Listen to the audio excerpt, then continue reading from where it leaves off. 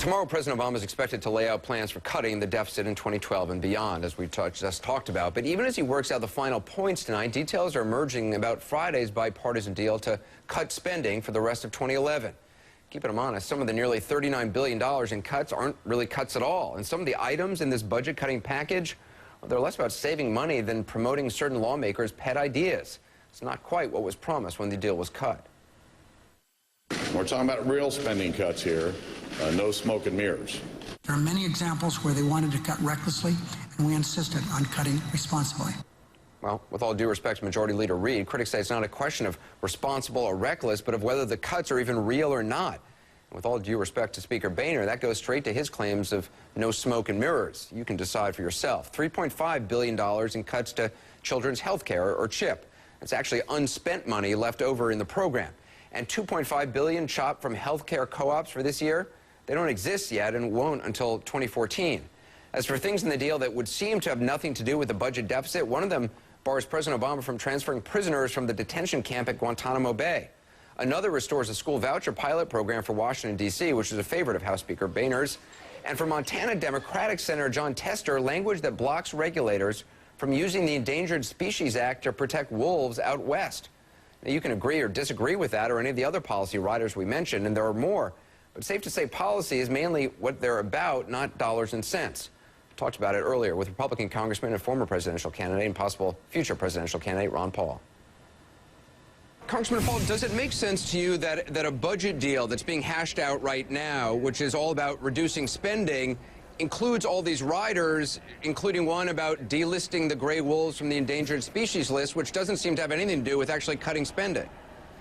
No, but there's not much in Washington that's ever made much sense to me for a long time. So no, that doesn't make any sense. And it really shows how out of touch so many people are here in Washington, and how unlikely it is that we'll get to the bottom of our problems, because, you know, it might be Planned Parenthood or NPR or wolves out there, and then when it comes to doing something seriously, like changing our foreign policy and not fighting so many wars, they don't even put that in the budget. Both Republicans and Democrats agreed to fund the wars to the end of the year. That's not even debated at all. But they will go and debate these miscellaneous issues, and but it just shows how seriously out of touch I think we are. Is that just about deal making in Washington? I mean, is that just kind of par for the course of how business gets done? Yeah, I think so. I mean, notoriously here, if you get one little thing that you can go back to your district and claim this is what I accomplished, they might have been going to vote one way all along, but if they say, you give me that, now you can put me down as a yes. But I thought we were getting away from that because, you know, with the Tea Party movement and people getting tired of that, so I'm surprised that it's still going on, especially in a budget debate like we're having now, where it's just sort of, how do we get to the end of the year so we can start this all over again for next year? So will you vote for this budget deal? Oh no, I mean, in the 1970s, after we had a change in our monetary policy, in my mind, this would change the whole ball game, that we would have endless spending and endless deficits and end up in a crisis. So I have voted against every spending bill except probably for veterans since the 70s, anytime I was in office. So no, I can't vote for this budget. There's no serious attempt to cut. They talk, even our side says we're going to cut $6.2 trillion over so many years. Well, that's just a cut from Obama's budget. It's not real cuts. Everything is increased. The national debt's going up this year $2 trillion, and they're talking about $38 billion, and 10 had already been counted. They're counting, no, it's 12 billion, they're counting twice.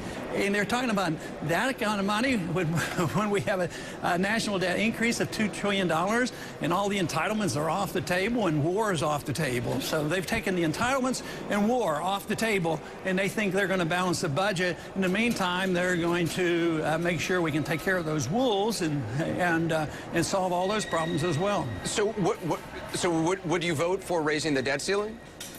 No, for the same reason. I didn't vote for any of the spending. Why should I accommodate them and endorse the system that we have? No, it's debt.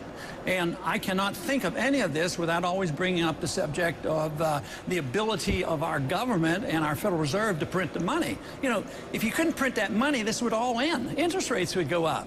But the fact that we, in the Congress, whether it's the Republicans or the Democrats, we spend the money, whether it's on entitlement or for the war, we never have to worry about interest rates going up because the Fed says, oh, we'll keep interest rates low.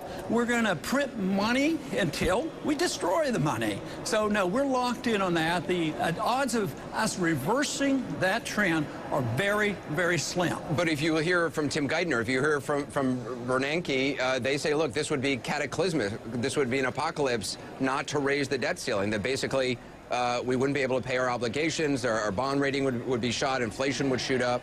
Yeah, well, no, when they print money, that's inflation. That's literally inflation. They always use fear tactics. It's very similar to saying that Saddam Hussein had a nuclear weapon and he was going to bomb us, and therefore we had to go to war. Very similar to building up the fear after the financial crisis. We'll have a Great Depression if we don't do it. And yet the Depression would have come to the people who were ripping us off, so they gave the Depression to the people who lost their homes. So yes, they always use the fear-mongering, and the establishment, whether it's the Federal Reserve or Treasury, they're going to come and say, raise it up, legalize what we're doing, keep the system going for a long time, never look at the real problems of cutting back the size and scope of government. There was a lot of talk about what would happen to Tea Party Republicans when they were coming to the House, when they were coming to the Senate for the first time, whether they would somehow change, whether Washington would change them, they would change Washington. As you see it, as you see these debates happening, as you see the compromise that happened last week and no doubt will happen this week, do you think the Tea Party has changed? Those folks have changed, your son included? I don't think he's changed. He's very determined, and several of them are. You have to realize, though, if even everybody that was newly elected didn't get elected by the Tea Party, so you have to take the new members and maybe cut them in half, and most of them really want to, and they've stuck to their guns, but they don't have any real clout. I mean, they're not the majority in the House, and then you still have the Senate, and then you still have the president, so there's no way they're going to have their way, but the numbers just aren't there.